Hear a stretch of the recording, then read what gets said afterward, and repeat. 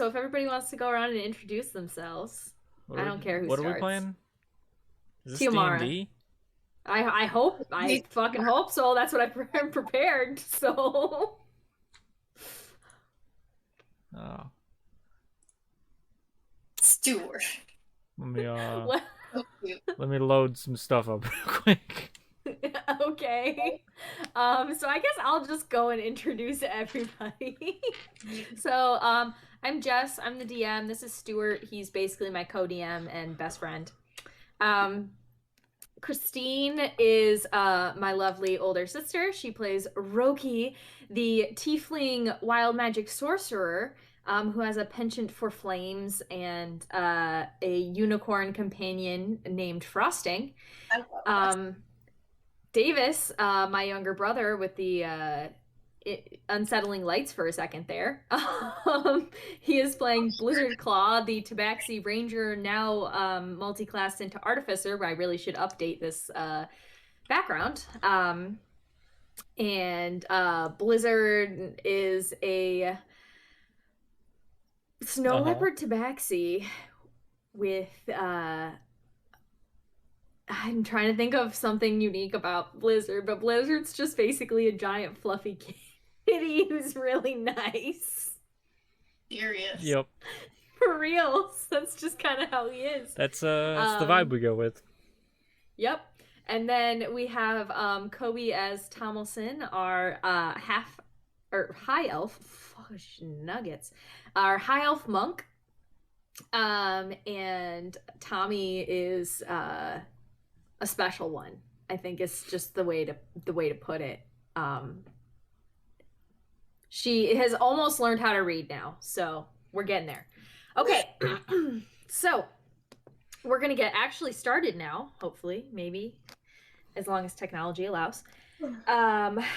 You guys have just approached the city of, I believe I called it. Oh, I don't remember what I called the city.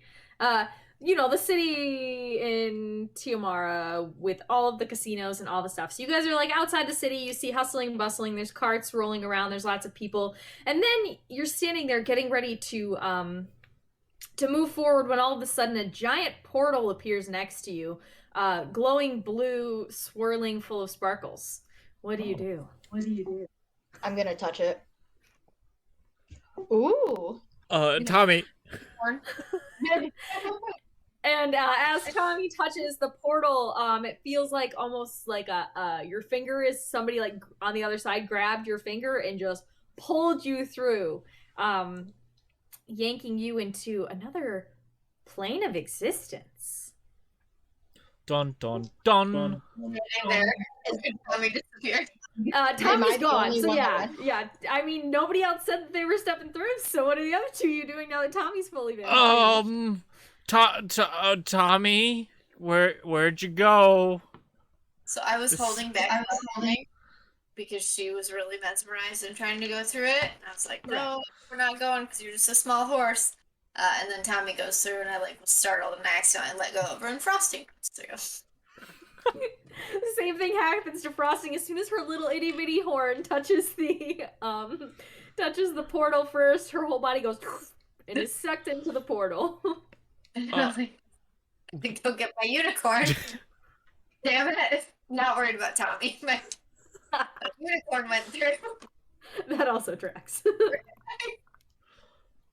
Well, I'm gonna walk through. And I'm just left there like, guy, that's portals coming out of nowhere is not cool. But I just look at my steel defender and my bird, and I'm like, well, I guess we gotta go in after them and make sure no one died. And so I shall walk through last. Okay, so it's so weird. So you guys all took or went through the portal at different times. So you would expect to all kind of like tumble out of it separately, but actually it's almost like time warped while you were inside the portal, and you all appear in the same place together all at once in this snap. And in front of you is a vast forest. Now, this forest is a little different than the one you were just previously standing in on the edge of the city, as it is covered with snow. There is snow and ice literally everywhere. Snow, probably at least a foot of snow, ice dangling from all the different tree branches. You can hear it kind of tinkling in the wind a little bit. And it is very much not the city where you were just standing a minute ago. Huh. Are we back in Nevada? No, it doesn't. What's around us? It's just a wide open, oh, no, what? Fuck it. Give me a perception check. We're playing D&D. Roll some dice. 19. 19. Okay, so around you, you see, sorry, I got something bad. Trees, you're pretty much just surrounded by trees of, multiple types. There's coniferous and, deciduous trees of all different types. All completely encased in, ice and snow. The weird thing is, you don't notice any other creatures about. It seems to pretty much just be you guys, frozen plants, and nothing else, at least you can perceive as moving, is around you. Gotcha. Portal behind us closed. The portal behind you has vanished. It went right when you guys made it through. So we're So stuck here. Our options are to walk into the snow. Go forward. Yeah. Great survival strategy. I mean, anyone else got a plan? No. I love that plan. I start marching. Tommy. Frosting's following her. Very proudly. Yeah, Frosting is able to kind of just like, she's so light that she can kind of just glide across the top of the ice, just like trotting. The rest of you kind of have to like trudge a little bit because yeah, it's frozen, but it's still like, it's like that crunchy ice that like when you step on it, your like footprint completely goes all the way down and it's like crunch, crunch, crunch. Yeah. February snow. Correct. Yep. As you guys make your way through, you continue to notice that really the only sounds you're hearing is the sounds of, you know, wind through the trees and rattling icicles. You still have not seen any real signs of life. And as you continue forward, you begin to notice that there appear to be various like woodland creatures encased in ice, completely frozen in like different positions. So like there's like a squirrel over to the side, a little white and blue squirrel holding a nut in its mouth, and it's completely frozen to a tree covered in ice. You'll see even things as small as you know, like bugs completely frozen as you continue forward. Anyone who would like to can give me an Arcana check. +3 to this. Are we in Narnia? 14. I've seen this movie. Nat 20. And also, I apparently read Chronicles of Narnia. Clearly. Okay, so with that nat 20, Tommy, you remember from sitting in lessons at the monastery talking about a place called talking about like magics that can freeze creatures and keep them almost in like a stasis. They were worried that Vilfayans would get their hands on this magic and use it against you guys, so they kind of like taught you a little bit about its existence and how it works in general. Have you been listening to Campaign 2 again? What? Did you listen to Campaign 2 again? No. Okay. I know what you're thinking, but no. Okay. It is vaguely inspired by that, but only vaguely. Okay. No, I promise. It is only vaguely. Oh. It's almost just kind of reminiscent of it. But yes. But if you want to give me also a history check, whoever wants to as well, Nope. as you kind of make your way through and expose yourself to this place. I have no What'd you get? knowledge. Chrissy? 20? Okay. So Roki, in your studies and your various times looking through books that you've perused and mayhap stolen from various places to get all of the knowledge you can about magic in the world, as limited as there is, you remember reading about this place called the Feywild, that had different sections of it, and one section in particular was they're based on the different seasons, and one section in particular was dedicated, of course, to winter. And you are getting kind of the same vibes you got from the artwork that was in that book. The trees covered with snow and ice, the creatures that you see kind of frozen around you, are all reminiscent of illustrations in the book on the different creatures in the area. So you are able to deduce that you are in fact in the Feywild, and some sort of magic has occurred to freeze these creatures.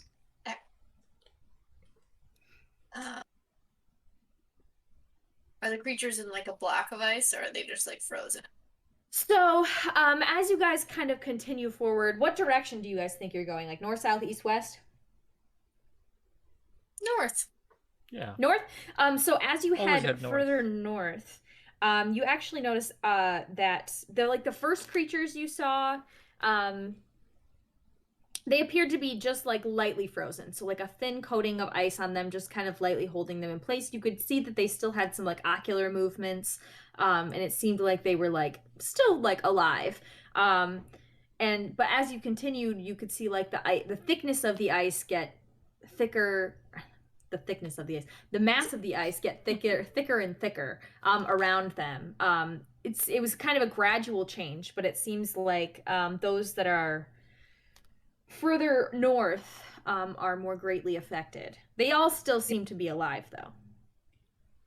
Interesting. Roki, this seems like the most wholesome use of your powers that we're ever going to get to. Truly. Oh yeah, can I try to thaw one? Yeah. You think you have the cantrip Firebolt, don't you, or something like that? Just find out here. No, just Fireball, man.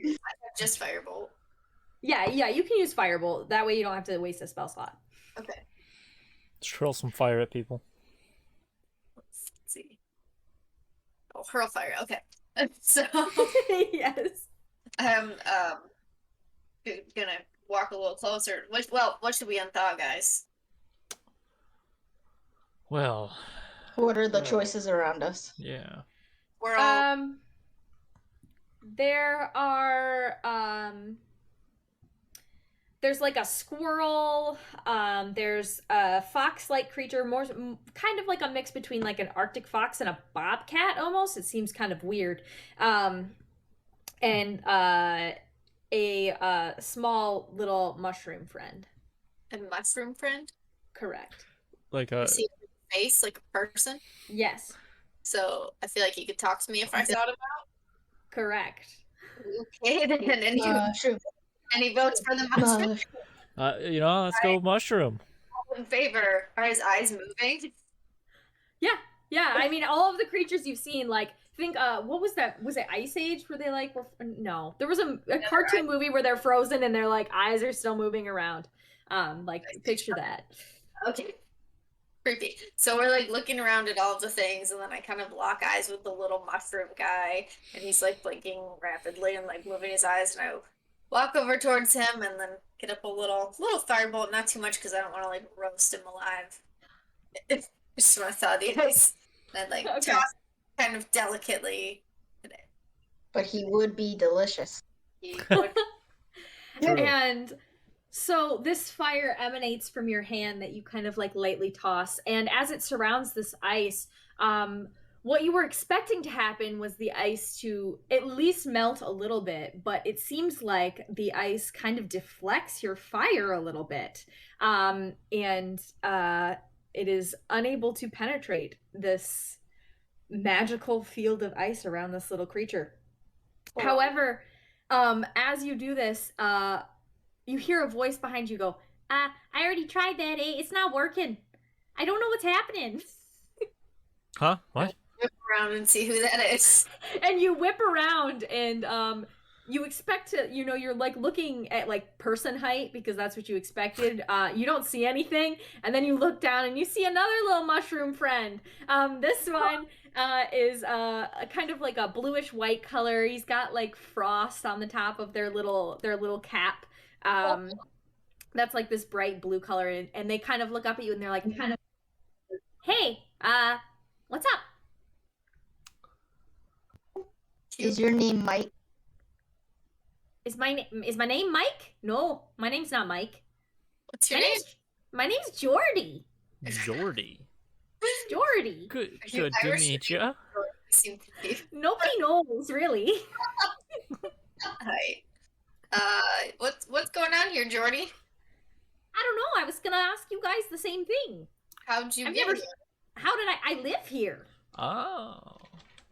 Okay. Okay.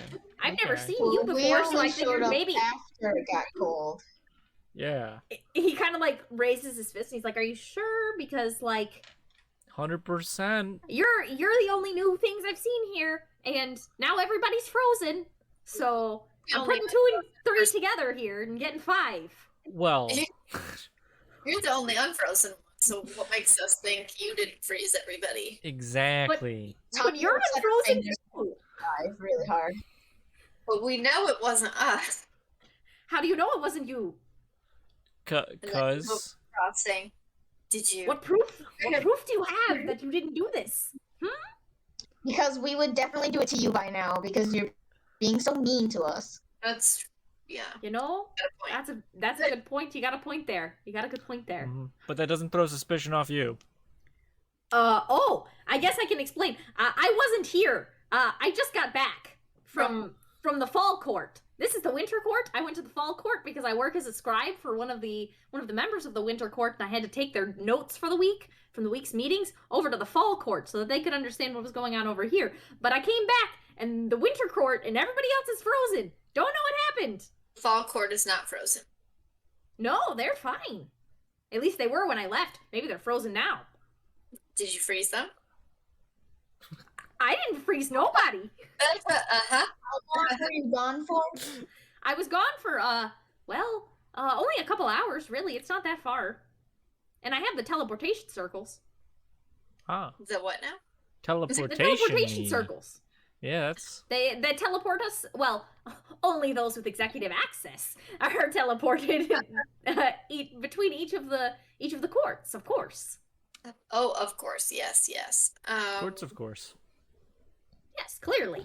It's like the beam me up room in Star Trek. Awesome. I don't know what that is. You know how to unfreeze everybody?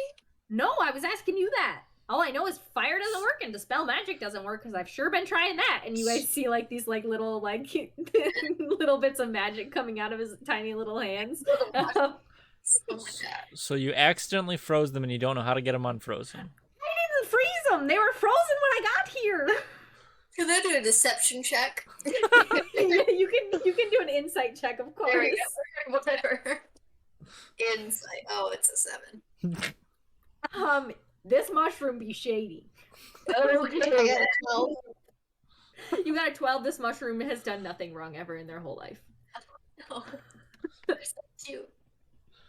Who's in charge of the winter court? Who's in charge of the winter court? Why, don't you know? I gotta look it up because I wrote it down. Allion, of course. Alan? Were you gonna go talk to that person then, or what was your Allion? plan? Well, I tried, but they're frozen. Oh, Okay, so she's also frozen. Yes, she is, unfortunately. As is the rest of the court. Huh. What do you feel about cold? Does cold bring, like, stillness and foreverness, or is cold a sad thing, as in, like, death and I don't know to what you're referencing. Cold is cold. It's winter. It's a season. It happens. We enjoy it. I like the snow personally. See, it sits on my little cap. It's very cute. That's Thank you. adorable. Is your Is my what? cap squishy? I mean, probably. I mean, it's a little bit squishy. Yeah, you can touch it. I'm like just poking him. Like he's so funny. And as you do, you get some of their spores on your fingers, and you can hear in your head now. We can talk like this now. Isn't that fun? And the other two of you can't hear this. Oh no. That'd be terrifying. I look at my fingers and I go, new friends. And I look like really close. I'm trying to see if there's like mini hymns on my finger. And you just see little bits of blue from their little cap. But they look up at you and with just the biggest eyes, and they're like, "You are now a part of me." Uh-oh. What's fucking terrifying? Is that a threat? I go into like a soldier mode. I'm like, is that a threat, bitch? No, it just means you're part of my colony, so I can talk to you, and we can be friends. My teeth. Oh, please don't bite me. I don't taste very good, I've been told. So, Yeah. intimidate this mushroom into telling us what to do next. We should. I would think we may want to look at the one that can move its eyes and see if it can hear us by like blink or like look to the right if you can hear us. Yeah, get into the lab. Yeah, go ahead. All right, we're gonna walk up to the frozen one. I'll ask him if he knows who froze him. Blink twice for yes, nothing for no. They blink twice. Was it a friend? They just stare at you.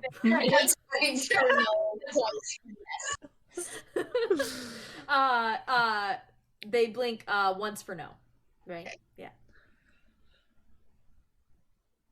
Was it an Was outsider? Somebody from the winter court? That was so many. Outsider first. Was it an outsider or someone from? You get a blink for. Actually, you kind of get like a double. They do like eyes going back and forth, like up and down, every other. Are you having a stroke? No. Two for yes, one for no. Was it someone who was banished? Again, you get that. You sure you're not having a stroke? One blink for yes. God damn it. Is it somebody that is originally from the Feywild? Yes. Okay. Are they still here? But again. So that's an I don't know, yeah. Blink 3 times for I don't know, so this is not as confusing. They blink 3 times. There we go. That helps. Were they from the Fall Court? Blinks for no. The Spring Court? Blinks for no. Summer court? The Summer Court. Blinks for no. The basketball court? The winter. The basketball. Nice. Double blinks for I don't know. The blinks for I don't know, maybe. Does he know how we can unfreeze him? Yes or no? You get the I don't know. Okay. Which way did the person go? Left or right? Look. Left or right? they kind of like point their eyes toward in the direction you guys were heading, north. Okay. So south, got it.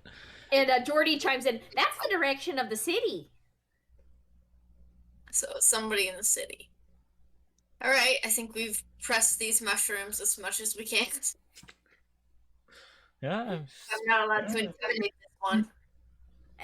I mean, I find you very intimidating if that's helpful. You have high intimidation, so thank you. Pretty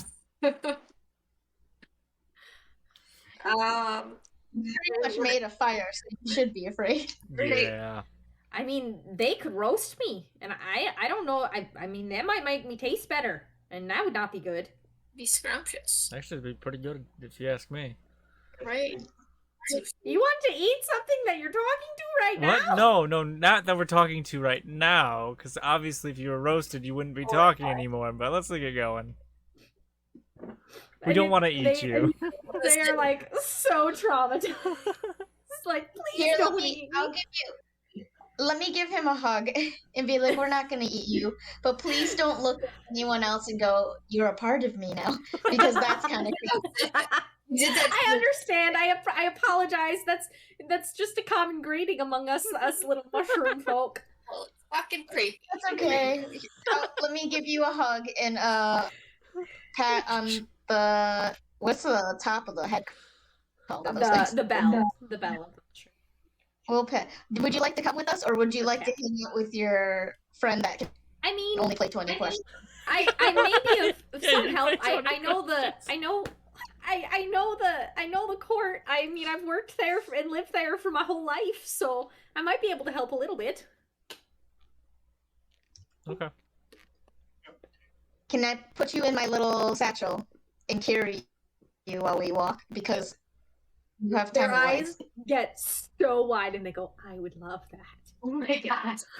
He wants to be a part if you don't let him. That's creepy. Oh yeah, Tommy, be careful.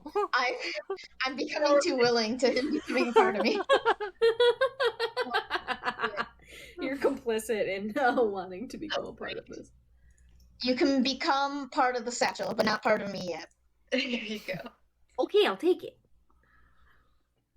And I place him in my little bag, like when Willow goes in her little bag. Yes. So you have this little spore guy in your bag, and you guys make your way north. Wow, now I'm stuck in that accent. That's what happens. I've been watching a lot of Letterkenny, and they're very Canadian. Gosh. But you guys continue to make your way north towards the city, and as you go, they kind of talk a little bit about the city. And you learn that it's called Ilran Garenthalas, or Garen for short, by those who live there. And it's not a very big city, but it's very elaborately built construction made completely out of ice, actually. Everything is carved ice.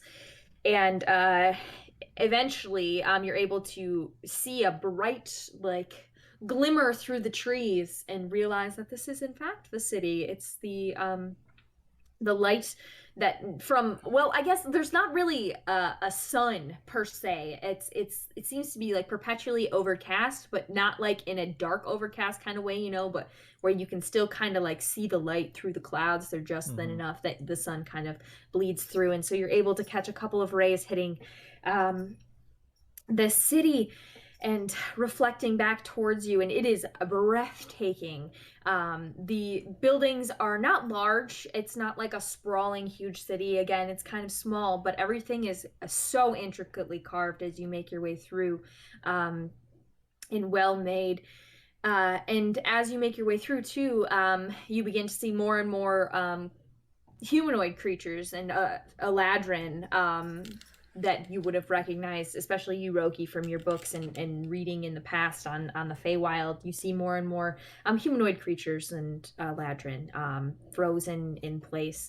And you continue to notice as you move forward that the ice surrounding each of the creatures gets thicker and thicker up until you reach about the center of the square, where you see basically people that are completely like full block of ice. And Jordy kind of steps forward and is like, Well, that's the Winter Council. They were having a meeting in the middle of town today, and I obviously wasn't here for it, or else I probably would have been frozen too. But anyway, uh, they were grouped up there, obviously, when this thing happened. I don't know what it is though. Is there anyone else around? I mean, there's lots of frozen creatures. Nobody else moving though. But you guys can give me investigation checks to look at the area if you would like. Well, of course. This is D&D. I roll dice. Why do Do we? get investigation? Oh, my investigation is... I got a 3. 25. Tommy, you're still thinking about how this small little friend wants to basically join with you. And so you're a little bit wary and distracted. I got a 4. I'm gonna say Frosty keeps trying to lick all the ice animals, and I'm trying to keep her from getting her tongue stuck. Yeah, actually, she's already licked something, and her tongue is definitely stuck. So you're like doing your best with like a little bit of heat to try and like get her to get her tongue removed, because it is very much stuck onto a little. It's actually a frozen ice cream cart. That her little tongue is attached to. But Blizzard, you with all of your artificer knowledge, you're putting it to good use as you stand here and you find the epicenter of this supposed magical release. And as you look around, you actually are able to find small metallic pieces of what you can deduce was once a machine, and you get this kind of arcane sense from it that it was loaded with some sort of spell that went off and is what froze everyone. Huh. And you're also able to deduce that because of the fact that everyone is frozen completely and relatively quickly, there are tracks that you could potentially follow leading out of this square. Well, guys, I found some tracks. Oh. So I think it's... You could really follow those because yeah, I think, yeah. I also just realized if we fight anything that's cold, I'm pretty much screwed. I'm an ice man. I have an ice bow and ice knuckles. Your name is it's literally Blizzard Claw. Yeah. Does this feel like home, Blizzard? Oh, did you do this to create the perfect world for your people? Yes, that was my master plan all along. Gasp! Just kidding. I'm not magical enough for this. We would have invited you if you would ask nicely. Oh my god. Well, yeah. I'm gonna follow these tracks now before I answer this question. Okay, give me a survival check. Everybody? I mean, whoever's actively looking at the tracks. 11. 17. 15. Okay, those of you who got 15 and up, you're able to kind of like suss out. You start off like with one set of tracks, but then you realize, oh, it actually is just leading to this building, and then you kind of like backtrack and you find another set and you find another set, but eventually you're able to find a set that leads out of the city, and it continues further and further north. And as you go, Jordy's like, oh, I don't like this. I don't like this one bit. Like very quietly to themselves. And eventually you reach the base of a large mountain. Wow, it really was me. And Jordy kind of points up and is like, that's where they got banished. So I'm guessing that's, well, not banished per se. They were laughed out of the city. So I guess they left willingly, but under embarrassment? Duress? Not necessarily duress, because we didn't make them leave. They were just very stupid. Wait. What they do? Then, oh, shit, you aren't from here. Hang on. And they, like, kind of... Oh, wait, where did I fucking write this name? Hold on. Where did I write this? I definitely have it. Hold on. Holding on. Loading. Oh my god. What is... I literally Insert had this at the top. dial-up internet sound here.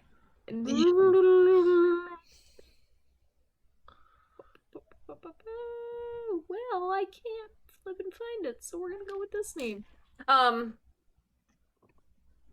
That's where Corin was sent. Well, not sent. They left.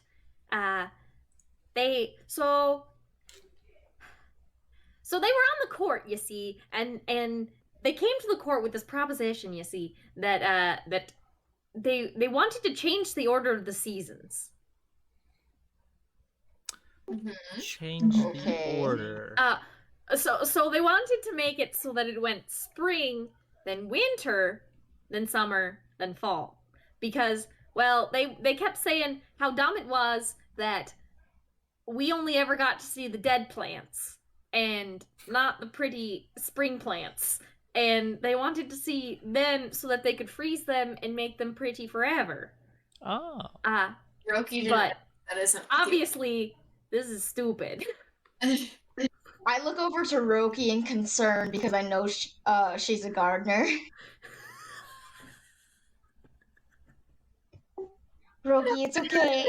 know the seasons. Roki doesn't know.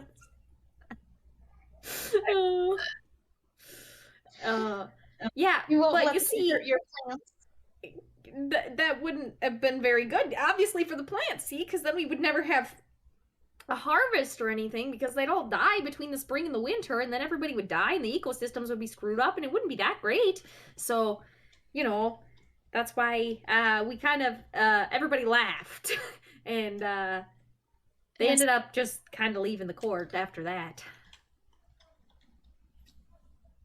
So they left in a fit of rage, or They seemed mildly peeved. It's hard to tell with the Eladrin, you know, the winter Eladrin. They sometimes get a little. They just always have a perpetual look of exhaustion and dread and upsetness on their face.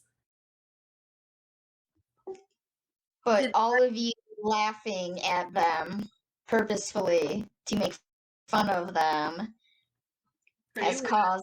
I mean, when you put it that way. did they have like special powers where they could have like perhaps frozen the fuck out of everyone or not? Well, I mean, they're an Eladrin, so they do have some winter powers, but nothing this powerful. What if they had something to help it? Like technology. Oh, why? I don't know where they would have gotten that. We don't have much of that around here, mostly just magic, but wherever they got it from, I mean, I guess it's possible, potentially. Well, Seems like yeah. at this point. Yeah. Is that person, do they live somewhere close that we could find them? They look up at the mountain. Excellent. Well, at least we're kind of built to climb mountains. Sorry, Roki. Yeah, sorry, Roki. I'm Scowl.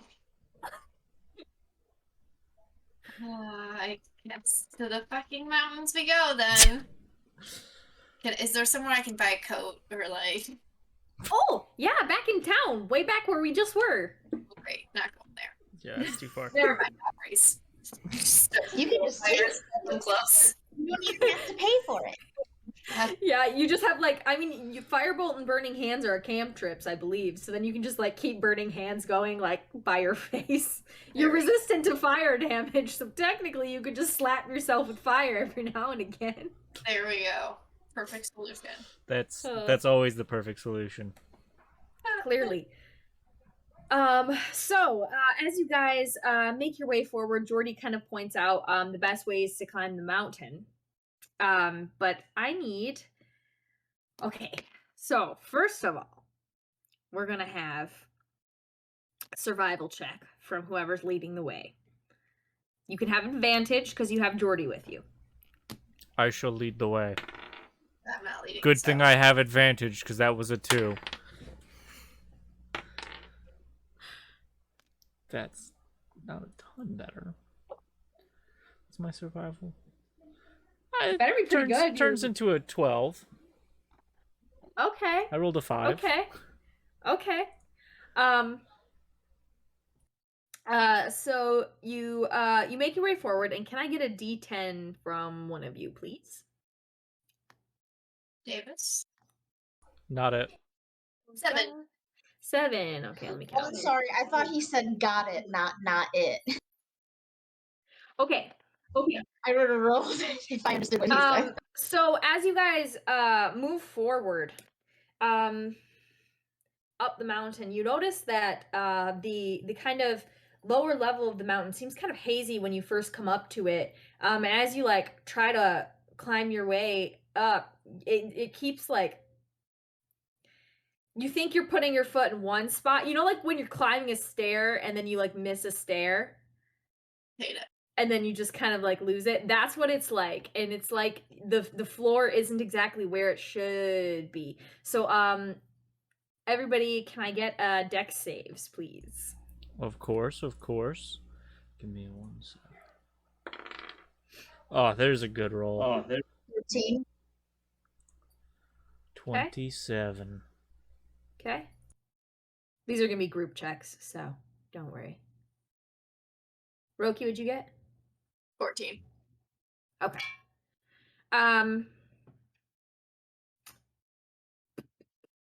So you guys are able to kind of keep your feet as you stumble forward.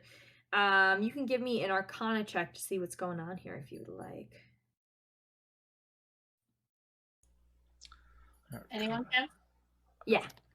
Whoever's interested in figuring out why the floor does not exist where it's supposed to be. 19.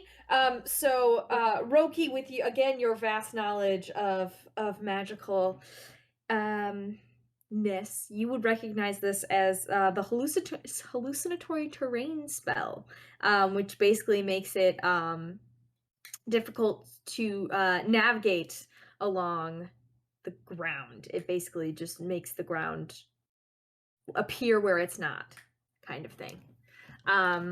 And so you would also know that a dispel magic spell would get rid of this. I believe. I don't remember what level the spell is actually. Maybe not. Hold on.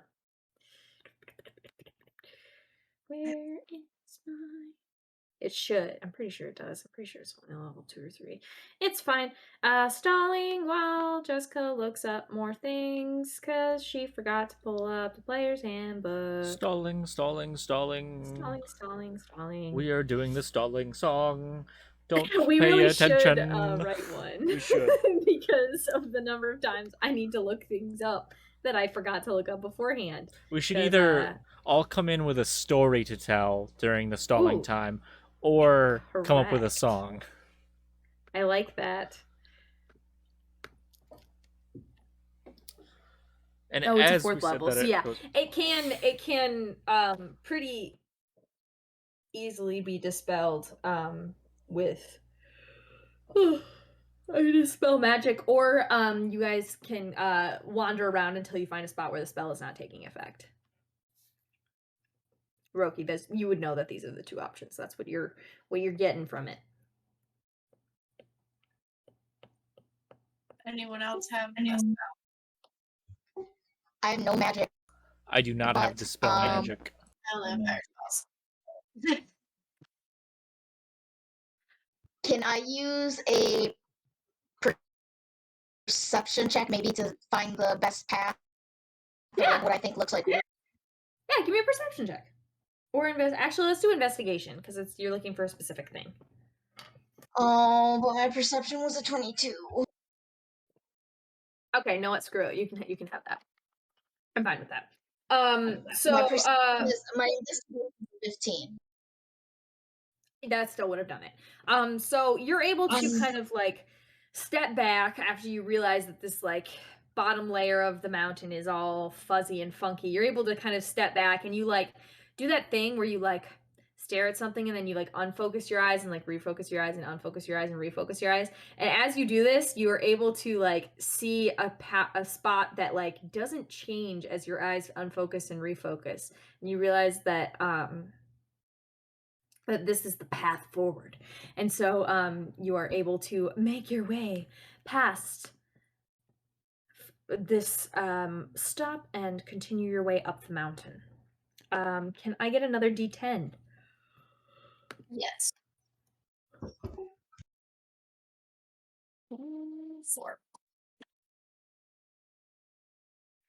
So as you guys make your way forward, you come across this like really long chasm with a bridge stretched across it. The panels and everything of the bridge are actually made out of ice. They are still tied together by rope, however, and then the rope is anchored into rock and snow at the base of each side of the ravine. The bridge is a bridge. It's a rope bridge. Does so, it look damaged at all? You can give me investigation checks. While they do investigation checks, can I try to acrobatics across? 20. Yeah, you can give me an acrobatics check. What was I doing? Whatever you want. What do you want to do? What did Roki do? Check we could do. You can investigate to see if the bridge looks safe, or you can just eat yourself across it. Investigate. 19. I got a dirty 20. And what'd you get, Blizzard? Okay. As Roki, you and Blizzard kind of stare at this, trying to determine if this bridge is safe to cross, you actually determine that if you go a certain way, it's probably okay, but if you don't, it can break and you will totally fall and die. But as you do this, you just watch Tommy completely effortlessly make her way across it with absolutely no problem. Even stepping on some boards that you had like noted were like potentially bad, like, and they do kind of like creak and rock underneath her, but she just kind of is so light and bouncy on her feet, she's able to make her way across. And the two of you can give me let's do dex checks to like make sure you can stay on the path that you sussed out was the safe one. Okay. As you move across. Before we do that, I'm going to cast enhance ability on Roki. Yeah. And I will give you Cat's Grace so that you have advantage on dexterity checks. And if you fall 20 feet or less, you don't take damage. Hey. That I'm is gonna a fall. useful spell. Give me them dexterity checks, my friends. 11. Was that with advantage? You get to do a roll again. Oh, sweet. I was like, with advantage? Oh Nope, no. That would be with advantage. It is. Oh my gosh, I got 14. Can I toss a rope? Or not 14, 15. Can I toss a rope to give them help? No, Action? it's already happened. I meant Unfortunately, 15.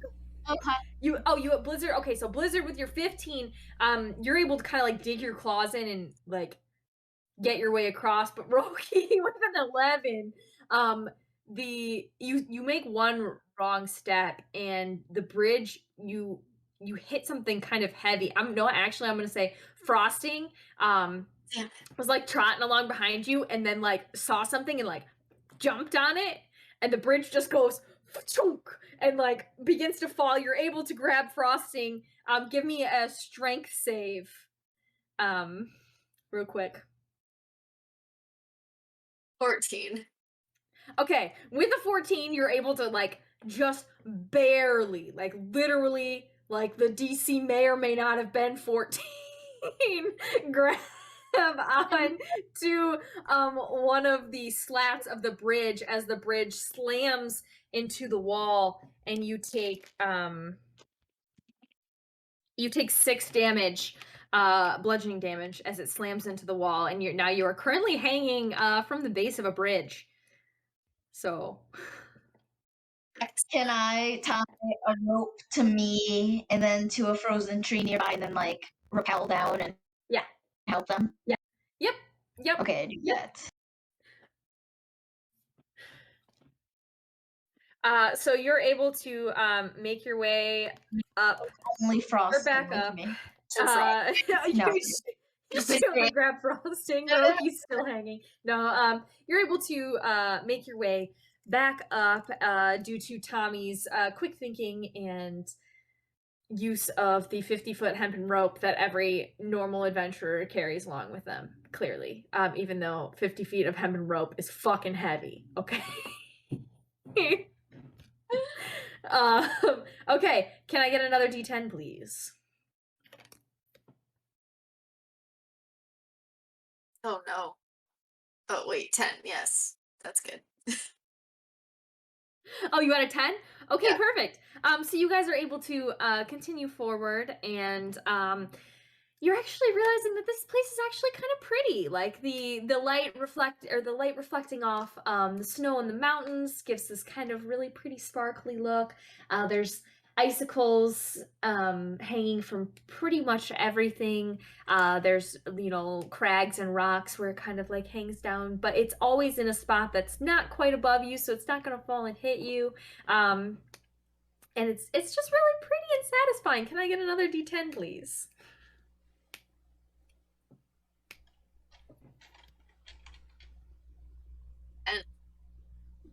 Another 10? Y'all fucking And now you're in missed out, nightmare man. mode. Sorry, I have to look at what the second 10 is. Okay, so you guys kind of are getting closer and closer to the top, and the wind around you has kind of been picking up, and eventually you kind of reach this area that's relatively flat, right in the direction of the wind. So as you begin to make your way across this crag, you are blown by the wind and shoved sideways. So can everybody give me a strength saving throw?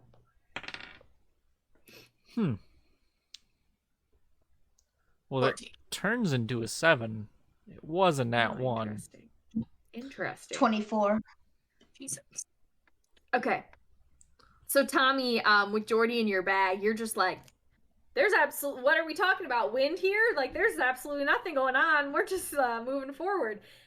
Blizzard, you're like clawing your way forward, like dragging yourself along. You're gonna take 4 damage as this wind like blows things into you, and you are like feeling the cold. And it just feels real bad. And Roki, you're struggling, but you're not like real struggling, you're making your way. You're able to do it. It's hard, but like not that. Blizzard's making it out to be a lot harder than it is. Dramatic cat, am I right? Not dramatic. Okay, can I get one more D10? Snow on his fur. 8. 8. Sorry, I gotta see where my notes are. Okay. Can whoever's leading the way give me another survival check, please? I am leading the way. 24. That's a good roll. That is a very good roll. So you're making your way forward, and you kind of have the choice between a couple of paths. But as you and one is kind of relatively flat and wide, and another one is like narrow as shit. Like you're gonna be balancing on the edge here. But as you kind of like track with your eyes, you realize that you guys have to take the narrow path to get where you're supposed to go to the top of the peak, and you are almost there. So can I get dex checks from everyone? And you are going to get advantage on this because Blizzard was able to kind of suss out a good path to take along this narrow crag. Checks or saving throws? Checks. 16. Okay. So does that mean Roki has double advantage because advantage from the cat senses earlier? Nice try. 14. That doesn't exist. Darn. 14 you said? Okay. And then Roki, what'd you get? 11. Even with advantage? Oh. Maybe. Yep. Oh, Okay. why is your second roll always worse? Your first roll has been an 11 twice now, and your second roll has been worse twice now. I one of these days I have to keep track of y'all's stats and just see how we tend to roll because I think this is hilarious. It is. So Roki, you are making your way along, and I know I used this analogy earlier, but it's actually perfect for this. So along this narrow path, and you feel your foot like go out from under you, and you like slip like you missed a stair on the way going up, and you like slam your shins into the ground, and you take 4 bludgeoning damage. And then can I have a strength saving throw to not fall off the side of the mountain? I can fall off the side of the mountain. Can I reach for them and with a help action? Yeah, you can. So you'll have advantage on this. What did we get, Roki? Oh, I get another saving throw? Yeah, strength saving throw, and you have advantage. So roll it twice and give me the big one. 17. Okay. With a 17, you and Tommy, like, you feel yourself fall, and you, like, reach out trying to grab anything, and Tommy lunges forward. You guys, like, clasp hands, and dramatically she pulls you back up, and Unicorn and Frosting just kind of looks at you and goes, come on.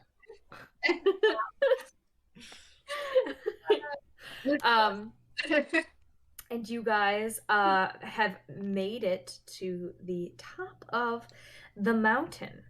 And in front of you, there is a rather interesting sight. You weren't expecting this at the top of the freaking mountain, but it's almost like an oasis, but not warm, frozen. So like there's a little lake, and a waterfall, and trees that are absolutely gorgeous. You actually do see some creatures here that are only partially frozen. It seems you've gotten far enough away from the epicenter of whatever this explosion was that there are like some wild creatures that are able to move around here. And that's the top of the mountain. That's what you see. What should we do? It's tough. Are you talking to me? The partially frozen ones, do they look like they can talk, maybe? They're animals. So like squirrels, fox cat things you've seen, some small creatures. So I mean if somebody has like the ability to talk to animals, absolutely. Can only the mushrooms talk? As of right now, that's what you've seen that can talk. Then there's no mushrooms. You don't see any mushroom people here, so you're going to fall off my lap if you keep doing this. Don't bite me. Can I walk towards the water? I'm not gonna touch it, but then make a perception check or something? Yeah. Investigation. Yeah. Give me an investigation check.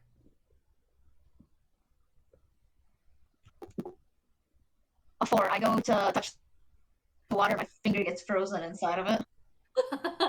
No, with a 4, you like feel it, but it just feels like water to you.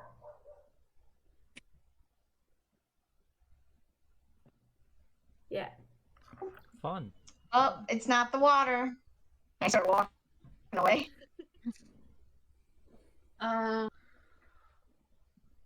There's no buildings or anything around, just some frozen animals. No, just some frozen animals. This waterfall leading into the pond. Lake thing. A hole in the waterfall? Is there what in the waterfall? Yes. Door. Oh, give me I mean you can invest free. You are free to investigate to your heart's content this waterfall. 8. At 8, I probably don't know anything. Give Can me I it just with go crashing advantage. through? Actually, give me it with advantage, Roki. For reasons I will explain. If you pass this. 15. Yes! With a 15, Roki, with your magical knowledge, you are looking at this and you're like, this is a fucking minor illusion. And you like put your hand through, but you still hit something on the other side. But there seems to be an illusion of a waterfall over top of whatever this is. So you guys, or Roki just figured out that the water of the waterfall is not in fact real, but there is still something in your way. Something in the way. Like something like if I knock on it, does it make a sound? It does. I It throw makes my kinda dagger. like a hollow, like. Okay. Give me an attack roll. Hi, Marissa.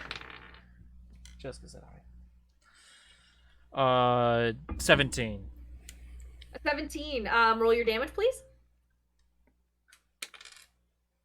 I can't tell what that die is saying. Let me get a new one. 7. Okay. You hear a crack as your dagger flies into this and it gets stuck. And then It's I like immediately sticking return to straight my out. hand because this is my returning weapon. Yes. Okay. Can I use a dimension door with this? Yes. to know others. I don't Oh, think maybe so not. for dimension door. Does it read it to me? Because I think you can use it to get on the other side of a door. Like, Yeah, you can teleport yourself from your current location to any other spot within range. You arrive exactly at the spot desired. It can be a place you can see, one you can visualize, or one you can describe by stating distance and direction, such as 200 feet straight So- downward. what I'm going to say is you can technically use this, but if you get the exact location wrong, something may go wrong. So it is up to you if you would like to I think if you if you open a dimension door into something that is like a solid, don't you take like a certain amount of damage and then it teleports you right back? Yeah, it's something like that. That's how I would play it. Yeah, that's not. Can I try to hit Can I try to punch the door quick before she does? Yeah, Yes, give me an attack roll. Go for it. Otherwise, I just don't know what else we can do because I don't have another spell to get rid of the waterfall. My first attack is a 10. That hits. I mean, it's a wall, so Well, it's not, safety isn't. It's not real high. Surprise, surprise. oh, so we can just hit it and then it falls down. I mean, we're gonna 22 find down. out. 22 damage. Yeah, because you gave me 5d6. Oh yeah. Oh shit! I forgot I did that. Correct. Yeah. So this wall, you hear like a thundering crack. It doesn't fully break, but you definitely can tell you are doing damage to it. Okay, then I want to firebolt the wall. Give me an attack roll there. Mother truck. 12. 12 will hit. It's a wall. 16 damage. I wish we had another grenade, but we do not have one. I will not be giving them another No, I grenade anytime Wish we had another soon. grenade. I think about the grenade constantly. Wait. Can I learn? I'm an artificer. I could make grenades. Technically, yes. But how much damage was that, Christine? 16. 16. Give one to each of us. Yes. So with a resounding and I'm really bad at making ice cracking sounds. I'm trying my best here. The wall in front of you falls apart, and you are able to push your way through this illusory waterfall and make your way into a cavern. Excellent. Is it a dark cavern? For my dimension door knowledge. It literally would have been like 5 feet inside, so like 5 feet forward. Good to know. Yeah. Alright, so we're in, what, is it dark? What's around? It's dark. It's dark as shit. There's like you're in like a small cavern. There you can tell that the space opens up in front of you and continues forward, but that's all you can see, unless you put on a light, or you have dark flick vision, The spell light. or you have dark vision. I Well, guess. I have dark vision. My steel defender has dark vision. I'm all set. I know Tommy has dark vision too. Wait, do tieflings have dark vision? Okay, how do I tell? We have to. I feel like we've talked about this and Well, no, we've talked about that with Sierra, and we Yeah. don't know. And we thought it was stupid that the birds didn't have dark vision. How do I tell How do you spell tiefling? where I have it? I figured it out. Davis is looking it up for you. Tiefling.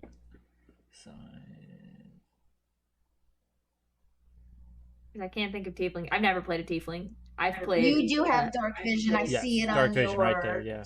Okay, your so card. none of y'all need any lights. Ignore me. You can all see. It's in black and white because you can't see color with dark vision. So I got you there. But we also have a candle and then like a little person that loves fire. That's true. I love fire. correct. I have Correct. As well as I could make some lights with my magical tinkering. Yeah, you could do dancing lights, right? No, I can well, it's basically like the light cantrip. I could just Oh, okay. I could make an object just permanently glow a little bit. Do that too. I love that. Okay, so you guys make your way forward. Wait, can I use light on Frosting's horn? Yes, Yes. yes, you can. Really cute. That would be adorable. Okay, so Roki steps forward and taps little Frosting's little horn, and it lights up. What color does it glow? Rainbow. Rainbow. Okay, so there's like a rainbow cascade of like think like. Remember that disco ball our sister got at that garage sale? Oh, Remember yeah, the stupid disco ball. That amazing disco ball. It was the crappiest little disco ball. But it It was lots the of different coolest. colors, and they were all spread apart, and it did not get bright enough to actually like do much. But that's basically what happens as her horn turns into a little very colorful disco ball. And the colors kind of rotate as you move forward.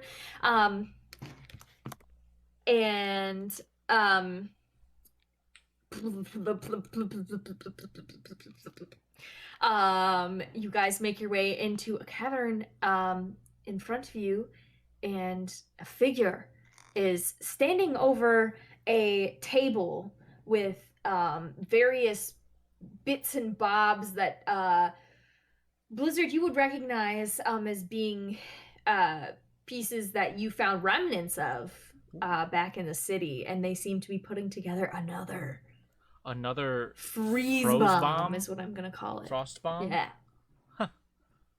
See, if you're gonna let this guy make freeze bombs, I'm gonna learn how to make a grenade. What have I done? But with my beautiful artificer knowledge, I just turn to my friends and be like, "Hey, this guy's making frost bombs." And you say it loudly? Yeah, just like that. Hey, this guy's making frost bombs. And they whip around and look at you. Is it a mushroom? How tall is this one? No. So, I'm about to describe. In front of you, Roki, you would know of Eladrin from the book I had described earlier that you had read on the Feywild.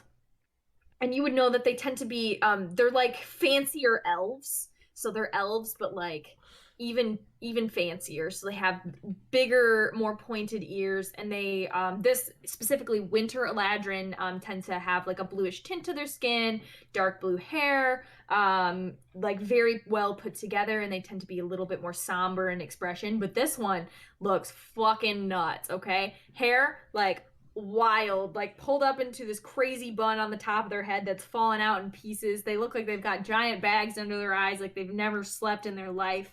And they turn to you and are like, "What do you think you're doing here?" Oh, that is not the voice I wanted.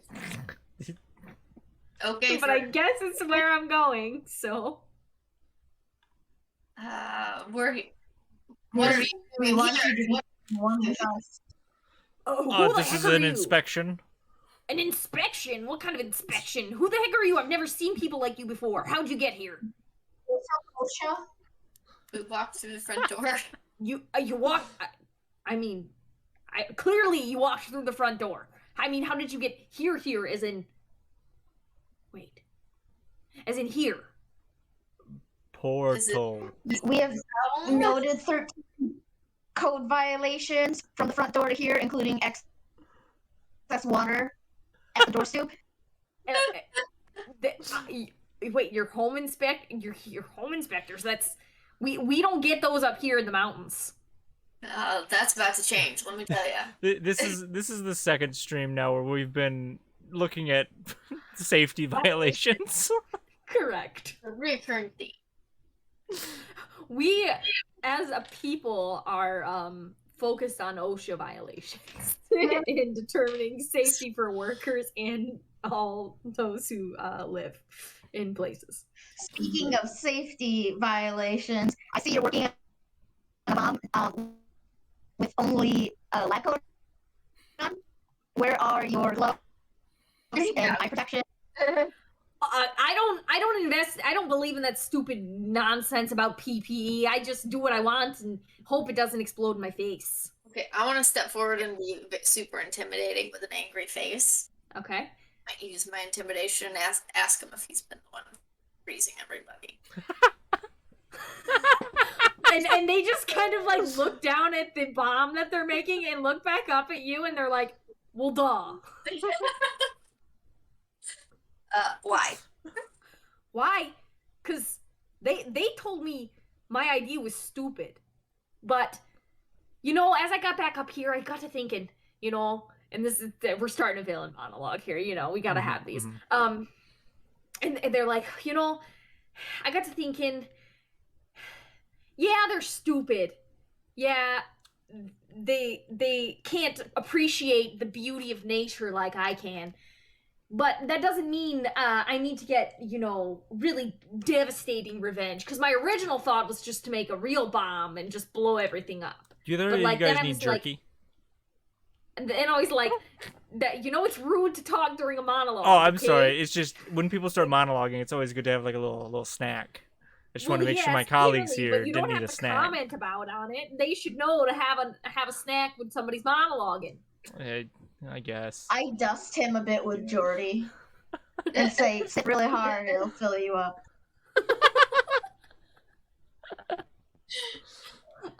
Well, anyway, so basically I was like, maybe I shouldn't just like blow them up. What if I just freeze them and preserve them in this forever? And then I was like, well, I want to do this to the spring court anyways, but I can see what all these plant lives look like preserved forever in this ice. So I might as well have like a test, you know, a test ground. And why not do the winter court? Because like if it goes wrong, well, they fucked me. So like, sucks to suck. But if it goes right, then I'll have tested it and will be even safer for the plants of the spring court. See? Genius. I have 2 questions. 1, do the courts stay the season they are? Like this winter is always winter court, correct? Yes. So why don't you just move to spring court? And their eyes get so fucking wide. And they're like, that is not allowed. I am a winter Eladrin. We are not allowed to change courts. That's illegal. Well, I mean, it's not literally illegal, but it is frowned upon greatly. Well, it's not really frowned upon greatly. It's more of a social construct. Your social constructs have been destroyed once you've been laughed out of court. Right. You're a nobody. You are not part of any court anymore, really. Correct. So just go back into spring and hang out there. Well, shit. Hadn't really thought of that. Also, what kind of magic are you using for these bombs? Don't answer that.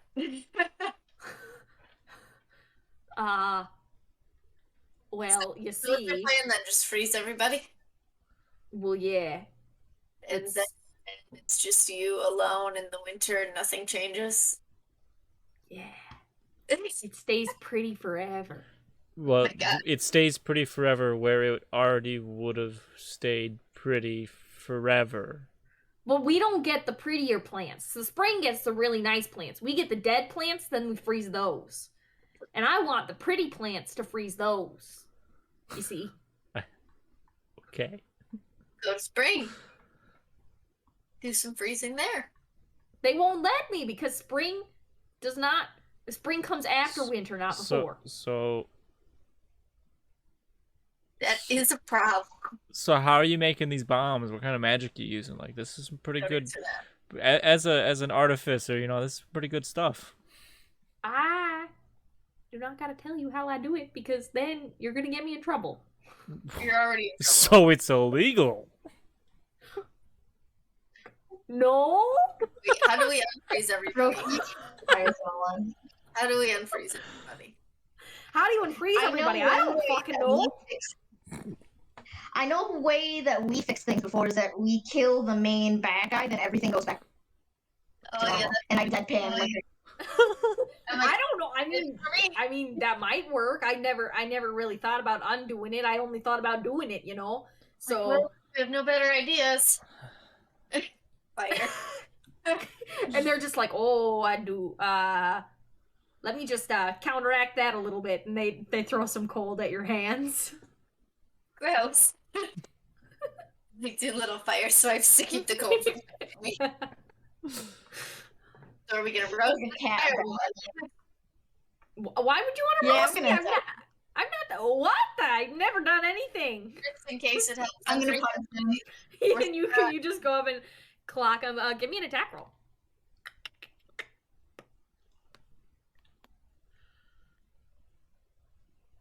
At 26. Yeah, that hits.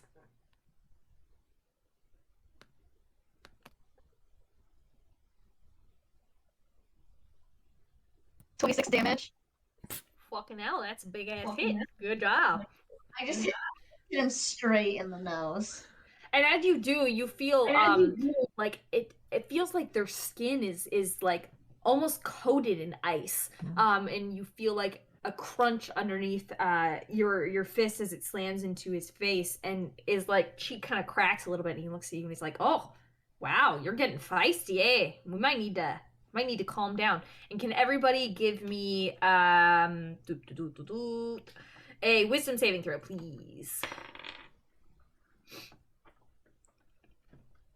13. 15.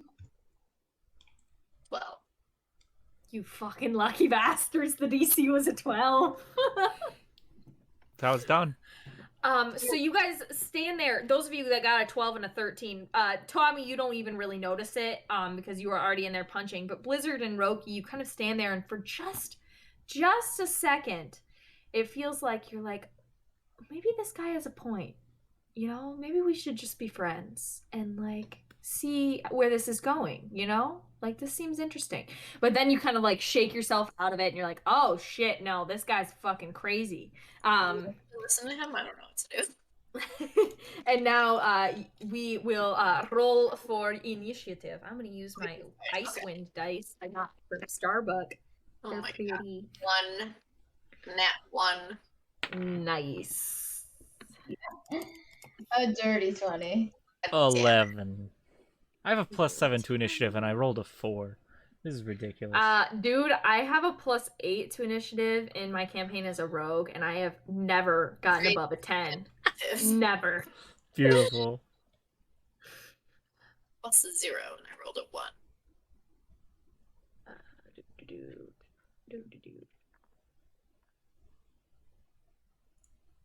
What did I need to... Question: does this guy have anything Yes. metal on him? On your turn, you can give me a perception check. Ah, you suck. You have to wait for your turn now. Tommy, you get to go first. Well, I'm gonna punch him.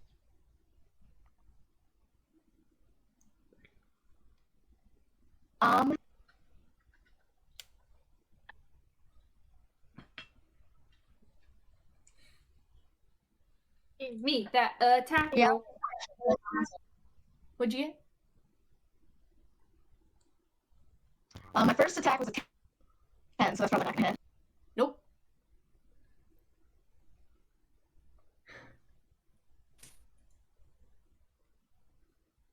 Then I got nat 20. That will hit. That might hit. Double them dice.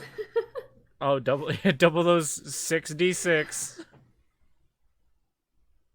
Oh, I may my have- computer's so slow. I may have some regrets. 30 damage. Okay. Oh my goodness.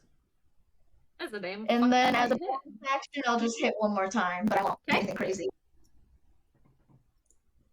What is your attack? Let everyone else get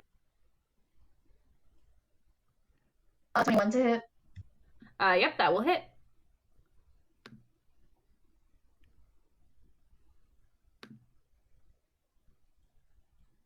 And 21 damage. You gave me too many dice. You're welcome. It's so I can make better bad guys, okay? Blizzard. Is it my That turn? goes to you. Yes. Wow, I didn't think it was actually. I didn't think I was gonna get to go for a minute. Rolled bad too. That's Fun good. fact. So what was I making? Investigation check. Yes. Let's see here. 27. They do not appear to be wearing any metal. They are in like a lab coat and boots. Well, But do you know what might be metal? what? The bomb. That is correct. Well, I don't want to use heat metal on the bomb.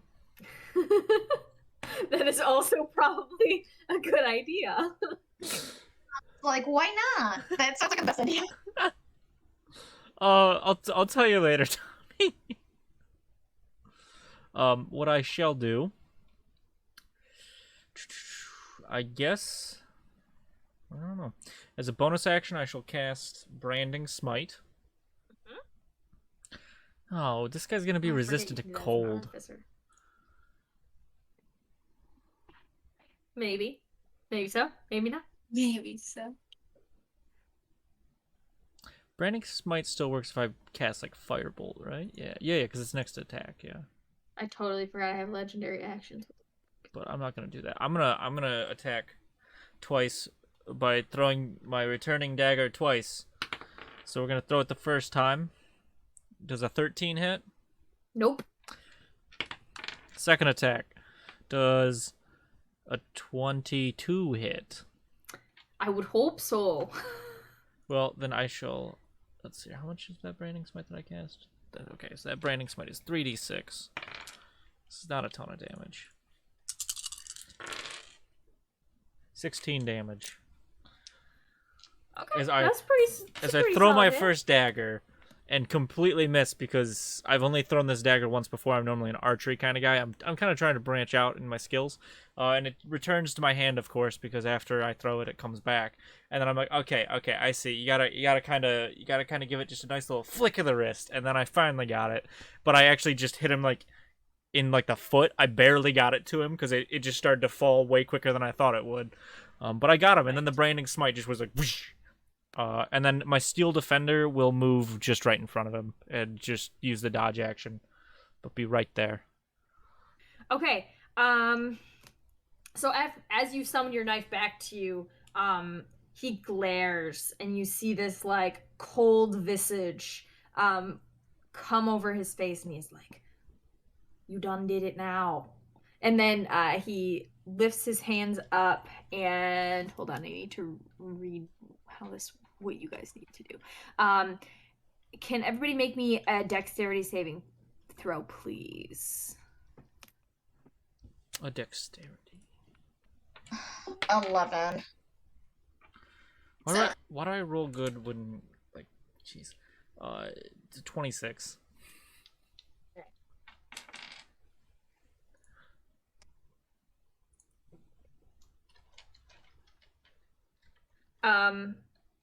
Those of you who got less than a 16 will take 29 damage, and Blizzard, you will take half of that.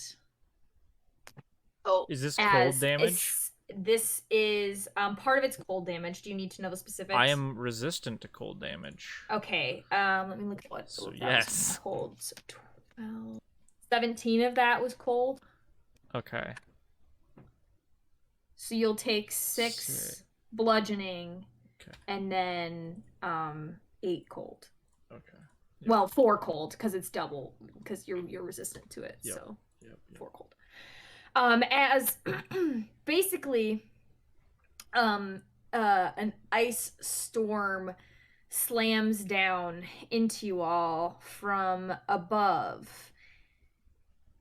And it almost looks like this like blue glow comes out of his hand, and it pulls the ceiling down a little bit on top of you guys.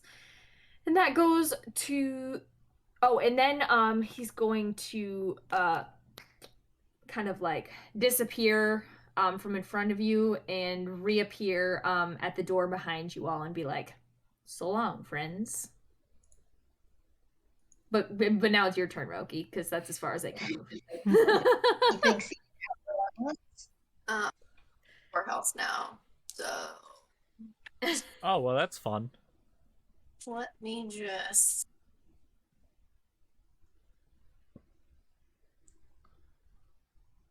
I'm gonna heal keep yourself. We'll take care of myself quick. coward. There we go. And I get 17 back. Nice. Perfect. Feels good. We have 2 actions now, right? Sorry, what? We have 2 actions now or no? No. No. So Yeah. you'll get 2 attacks. If you take But the I don't. attack action. But Roki doesn't. I think you're getting Stira and Roki crossed there a little bit. Well, absolutely. It's all good. So I need Blizzard to give me a wisdom saving throw, please. 15.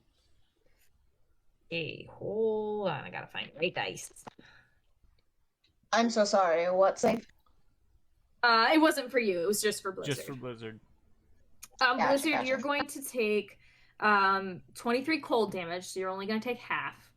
And you are now immobilized, or like you can't take movement just for now. You can't take movement as ice begins to grow up your feet. Every single turn, however, or every single round, this ice is going to get further and further up your body, potentially immobilizing you further. So, Tommy, it's your turn.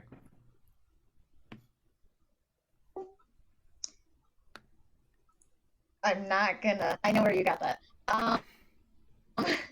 Okay, I got 45 movement. Does that reach him? Oh yes, easily. It was Misty Step. Basically, Oh, wait, so 30 feet away. Could I take a reaction as I take the cold damage real quick? Or is it Yeah. too late?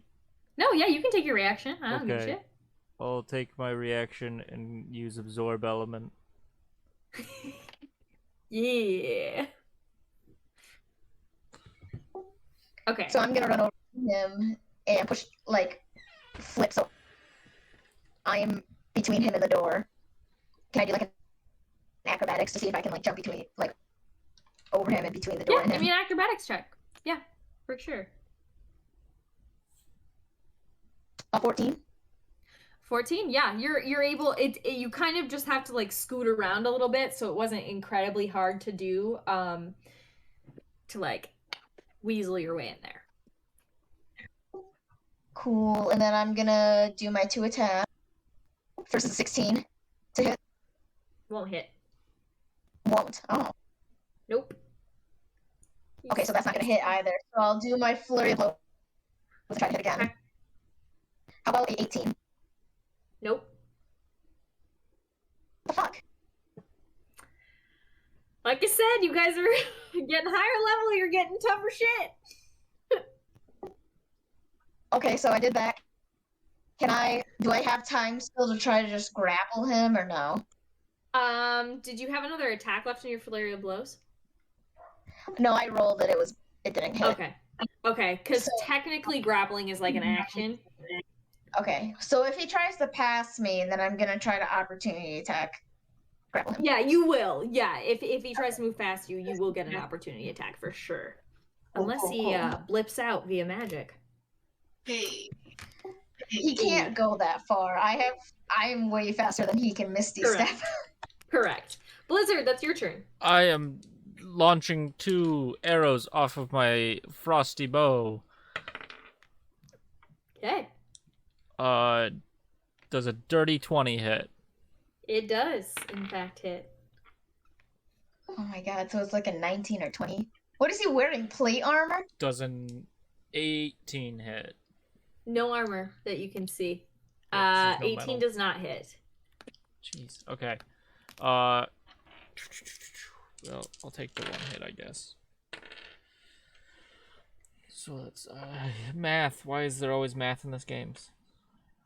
Well, you see, there's numbers on the dice, 11 cold damage, because I'm sure you need to know that. Yes, I do. And then 12 piercing. And then I'll use my bonus action to be able to choose what action my Steel Defender takes.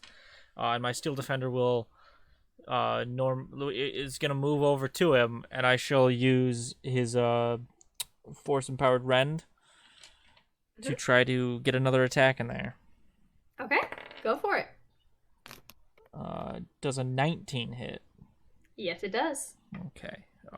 That was probably the best roll I'm going to have all night, so that's another 10 force damage. Some pretty solid hits. Yeah. And then that's it for me. He ain't looking too hot right now or happy about this. And my force, my Steel Defender is, of course, growling at this guy as he teleported away from my Steel Defender before, so my Steel Defender's not happy about that. Is that the end of your turn? That is the end of my turn. Okay, the ice moves up your legs and is now around your waist. I can still shoot arrows. Correct.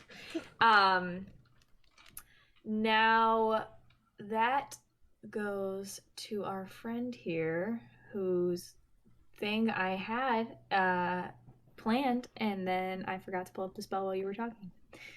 So we are going to pull it up now. I'm looking up a spell because I don't know all the spells yet. You'd think I would with all the stuff I listen to and read, but no. Can everybody give me a Constitution saving throw, please? Of course. 26. Okay. Dirty 20. You know it's sad when you roll a 17 and you're like, oh, wait, what's my saving throw modifier? Oh, -2. That's a 15. Well, you all but you passed. Yes! And you're resistant to this because it's cold anyway. So really, it's like all of you passed. So let me roll this out real quick.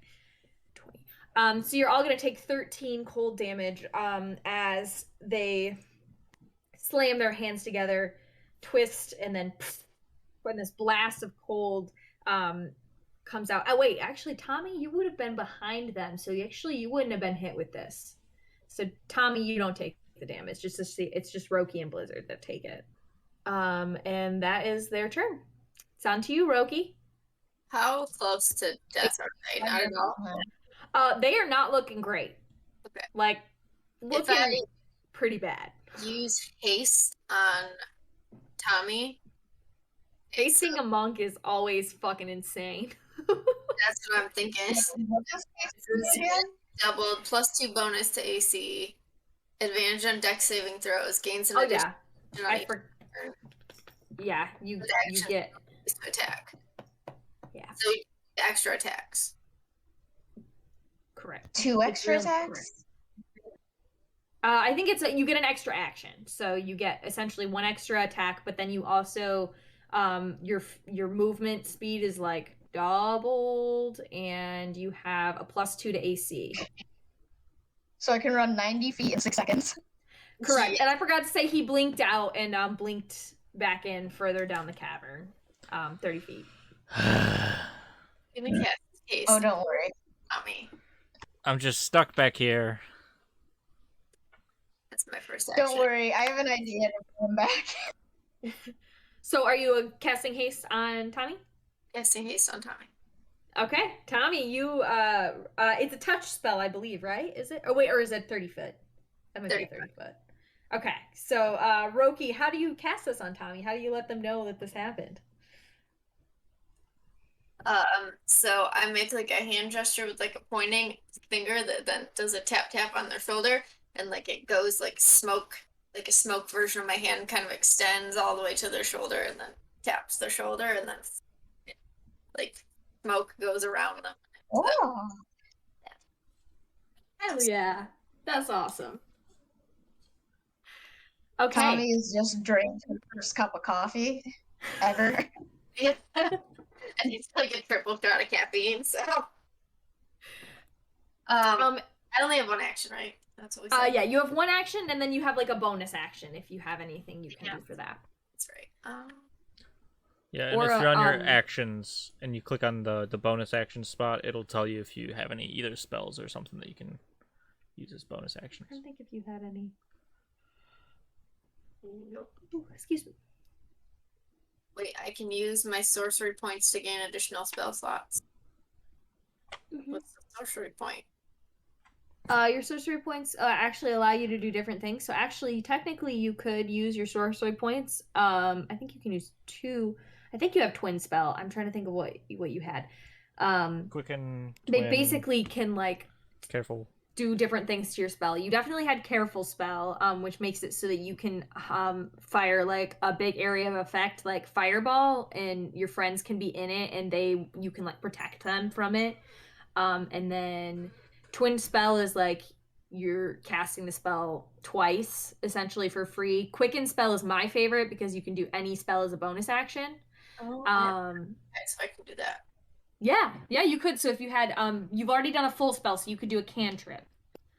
Which is like your burning hands or your firebolt. I'm pretty sure burning hands is a normal spell. I'm pretty sure burning hands is just a cantrip. Firebolt cantrip. I'll do that. Yeah, you can definitely do firebolt.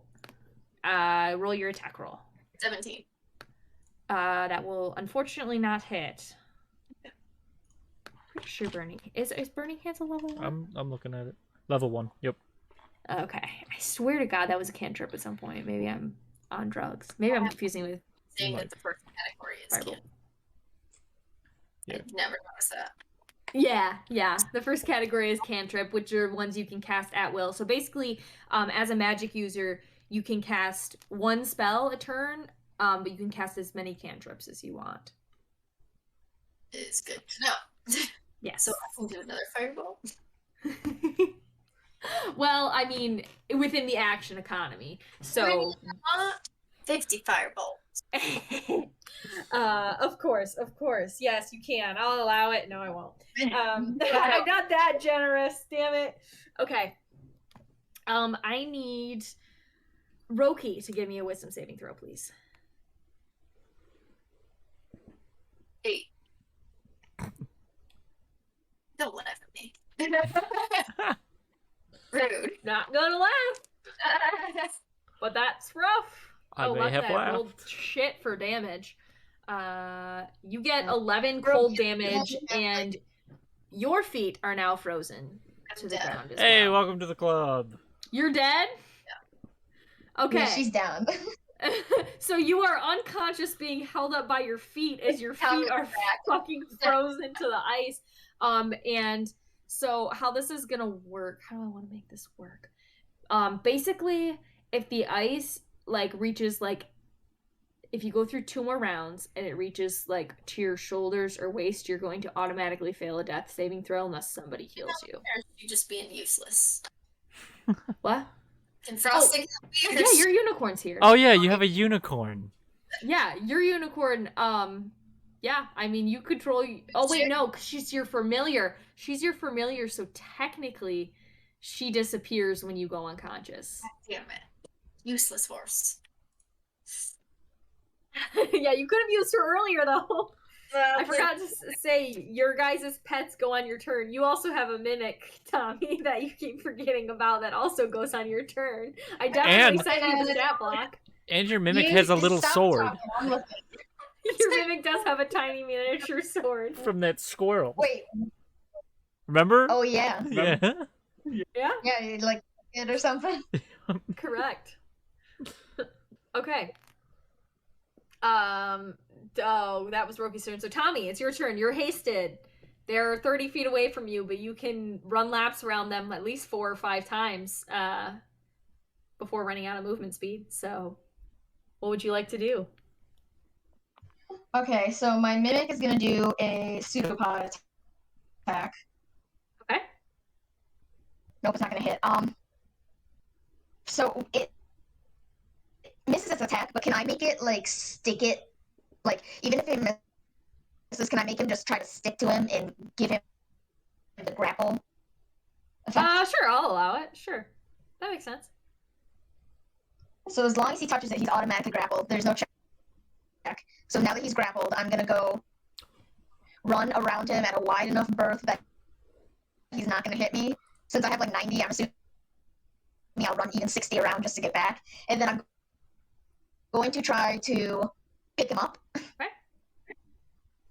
Would that be a strength Yeah. check or a saving throw? I'm gonna do a dex save to try and dodge that, but fun fact, it's not good at dex. That And was a he's 9. at disadvantage as well. Cool, so I'm gonna That's a try to 9. pick him up. Am I doing a check or a saving? You're doing a check. I did a saving throw and got a 9, so all you have to do is beat a 9 with your check. Okay. I got a 7, so I did beat him. But I am gonna shove him at least. Okay. Hopefully he'll fall to the ground. I don't know if that's like a after check or anything for that, but that'll just be one of your actions. okay, so that's the haste action there. Yeah. Now that he's on the ground, everyone gets advantage at him. Except I think this makes it harder for Blizzard because I think ranged weapons have a harder time. Correct. Ranged weapons have disadvantage. That's fine. I'm gonna on try to creatures. heal Roki. Thanks. Okay, great. So I'll just focus on over here. So my 2, that was 1 action. Yep. And so here's my other action. It's a Yep. 2. Yep. I'm probably being a little generous with this action economy, but it makes sense to my brain. So Neither I do what I hit, want. so I'm gonna use my key point and try to hit 2 more times. Okay. Okay, I got 1 fucking hit in. Everything else is below 5. This is a 25 to hit Rough. Yep, that will hit. for 24 damage, and then I'm gonna do a So how do you kill stunning this guy? strike. JK. Very upset. It looks like he killed Roki to me, even though she's still standing. It looks like he killed her. So when I go to tackle her, it's more like you know, like when you have a friend that just got punched, and you just like do like the get down, Mr. President game. I pretty much just do that, but I hit him so hard he cracks his head on the floor on accident. I kind of want to survive because we don't know what we're doing after this, but I kind of. And Oh my Jordy's in goodness. your bag, like maybe we should ask him first, and then ask him how to fix this first, and then he's dead, and he's like, oh, never mind, I guess. I mean, he said he didn't Oh, know. no. Oh no, I didn't do that. Oh no. Someone fix that. Oh, killed Roki, so a life for a life. This is what they taught me in the monastery. And as Tommy's saying that, I will send my homunculus servant to fly to Roki, and then I'll cast Cure Wounds, which then my homunculus uses the reaction to have the touch spell happen over there. So Awesome. Nice. And then 10 minutes later, Frosting pops back up as Roki. Roki, so Sorry, what? add 15 HP. Like click on the where your health thing is, and then it should have like a box where you can put in a number. Got it. Okay, Yeah. thanks. Thank you. Yeah. And then within 10 minutes, Frosting appears, a little tongue out, just waiting for the rest of you. So now what do you want to do? Jordy Well, kind of looks at me, he's like, well, I guess we can see if it worked. Yep, do that. Well, they're doing that. Can I try to analyze these bombs with my artificer ways? Yes, you can. I Go will maybe allow... For 2 reasons. 1, maybe to figure out how to find and make an explosive, but 2, to also figure out what kind of magic this is. Yes, for sure. Give me an Arcana check then. But I'm also looking up I'm also trying to figure out how to make explosives. We got to get this Correct. straight Yes, here. I know. Okay. I fully understand that we're also Okay, determining 21, how to make more 21. grenades. 21. So it looks like this is actually just a spell amplifier. So you felt him cast the cone of cold on you all. And then did this thing where they froze you. And so it seems like maybe this was just a way of like it was like almost like a familiar, how you can, send your spell Mhm. through them, but then this amplified it magnificently. Interesting.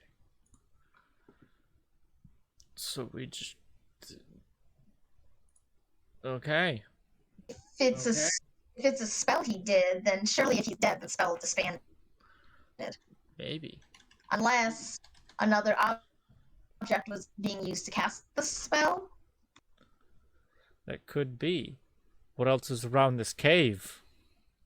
Give me investigation checks.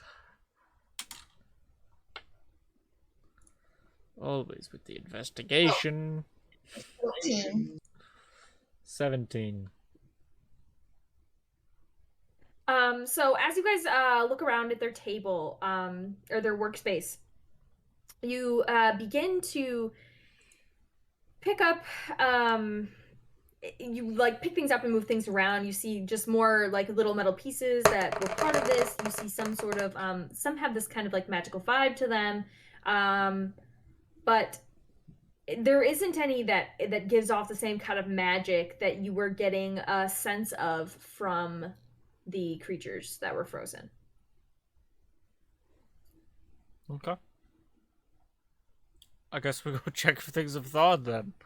Yeah, we should walk around and see if anybody thought. So you guys make your way back down the mountain. It's pretty easy on the way down. You're able to kind of retrace your steps and avoid all of the issues you had before. Oh, excuse me. And make your way back to the city. And it seems like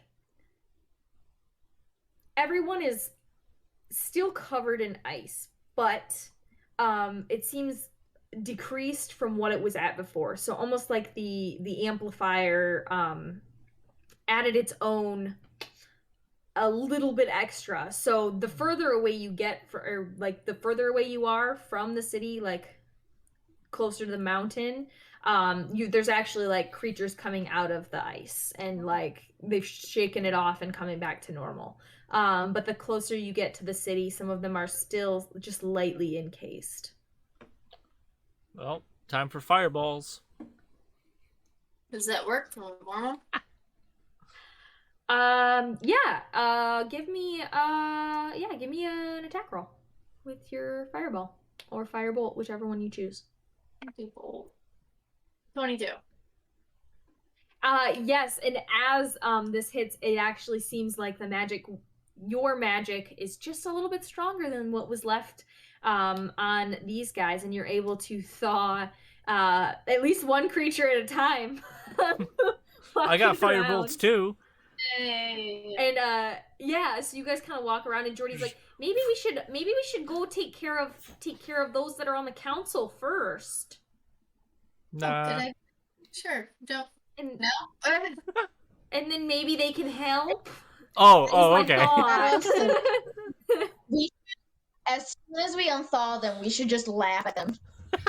All of us. To make them know how it feels to be laughed at. It was a pretty mean thing. They laughed at this guy and they had to kill him. That's true. We killed the Laughed guy him for so getting hard, laughed he tried at. to murder his whole team. I mean, you didn't kill him because he was laughed at. You killed him because he tried to freeze everybody and essentially freeze spring as well. So Well, who knows how far he would have gone. because he was laughed at, though. It's like, Yeah, it's a chain This is of what events. bullying leads to. This is what bullying leads to. An extreme version, but a version nonetheless. Correct. don't bully people, kids. Yep. That's the lessons I teach with my D&D sessions. Yep. We teach the good lessons bully. here. Therefore, we're gonna do exactly what we're teaching you not to do, and bully these people back in some type of like public ostracization to prove a point. Right. Clearly, that's the way to go. Mm-hmm. So you guys go through and you unthaw the winter court, and they all kind of like look at you and they're like, "Oh my, I didn't realize being mean to someone could do this. We should rethink our ways maybe and try to be a little bit little bit more considerate to others, but thank you for your help. We can we'll contact the other courts and see if we can get those of the summer and spring court in here to heat up the rest of this place. It may That's take some smart. time. There's a little bit of bureaucracy involved. They're not allowed to get like directly involved, but we'll deal with it. That's on our end. You don't have to deal with that. Where are you? Who are you? Don't worry about it. Don't worry. Who are you? Well, I'm just curious as to how you got here. Can you teleport us away from here? Potentially, yes, depending on where you came from. A portal.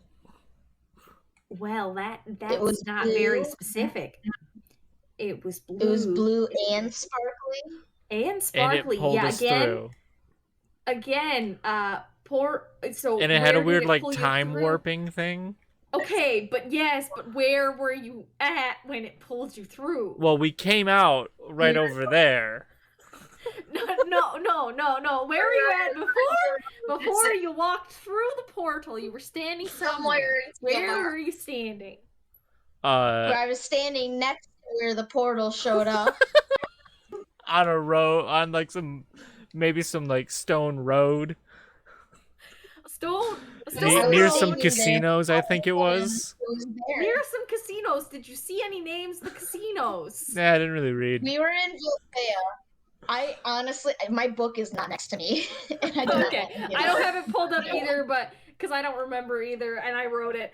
So we'll just say you said at the beginning of this.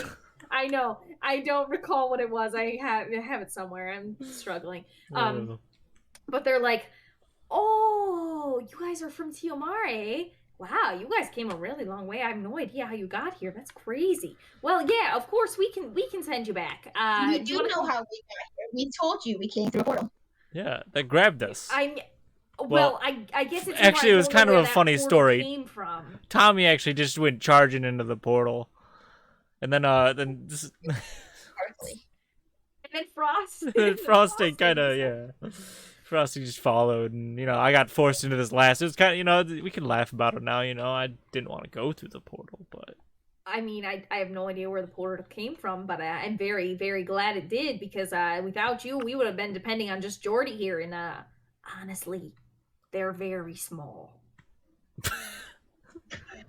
Wow, you guys are the worst. How mean. Can we put Jordy in charge here? Because Jordy's at least nicer than all you little shits. Jordy is my assistant, and they are a perfect assistant who's never done anything wrong. But no, they can't be in charge. Okay. I'm an lad. They're merely a little mushroom. Wrong. You can't put a mushroom in charge of a city. Can I use my hour of reading to try to scare them? Yeah. So what's the roll? They need to make a wisdom save of 14. They did not make it. So they kind of like step back as you have this like presence about you, and they're like, "Oh, I mean, maybe I'd have to bring it up with the rest of the councils. We don't really decide who's on the council. It's like a vote through all of the councils of the Feywild. So I mean, I can bring it up as an option, maybe to replace those who have left. But they are in fact just a little mushroom." Okay. And you have little empathy. Correct. Oh. Okay, I am.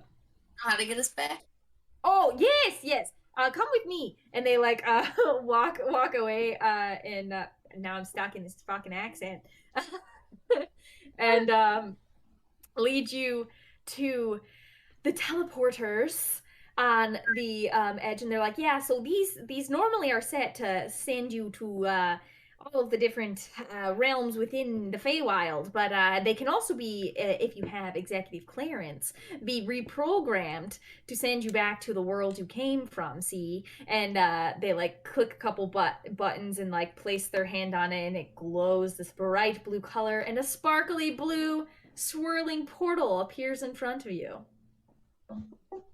That Hey, should Flora. get you back at least to the. Well, it should at least get you back to the world you were at. No guarantees that it'll get you back to the exact spot you were. But here's hoping. That's fine. I just need to leave this place. Yeah, it's Too cold. I like the cold, but yeah. Guess we gotta And I- leave. And push her through.